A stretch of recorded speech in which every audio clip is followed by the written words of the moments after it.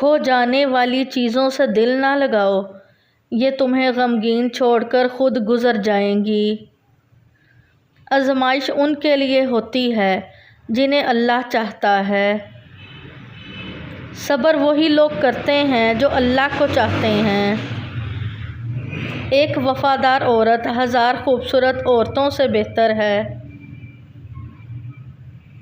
توبہ کی سواری عجیب سواری ہے، ایک لمحے میں فرش سے عرش تک پہنچا دیتی ہے۔ حد سے زیادہ احساس بھی انسان کو ذلیل کروا دیتا ہے۔ جب کوئی ہاتھ پکڑائے تو بازو مت پکڑیں، اور جب کوئی ہاتھ چھڑائے تو پاؤں مت پکڑیں۔ آپ مخلص ہیں تو مخلص ہی رہیں، دوسروں کی طرح بنو گے تو آپ کا اپنا وجود سوالات کے گھیرے میں آ جائے گا۔ باپ کی غریبی تو ہر لڑکی جھیلتی ہے، مگر جو شوہر کی غریبی جھیلے اسے شریک حیات کہتے ہیں۔ ہمارے ہاتھوں سے موتی بکھر جائیں تو انہیں سمیٹنا آسان ہے، مگر ہمارے الفاظ سے کسی کی ذات بکھر جائے تو اس کا سنبھالنا بہت ہی مشکل ہوتا ہے، لہٰذا بولنے سے پہلے اس چیز کا خیال کیجیے۔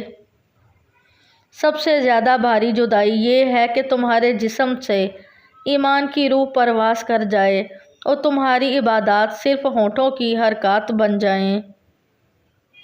مخلص کی طلب ہو تو پہلے خود خالص ہونا پڑتا ہے۔ بد دعا دینے کے لیے منہ سے کچھ کہنے کی ضرورت نہیں ہوتی۔ کوئی آپ کی وجہ سے تڑپ کے روئے تو سمجھ لینا کہ بد دعا دے رہا ہے۔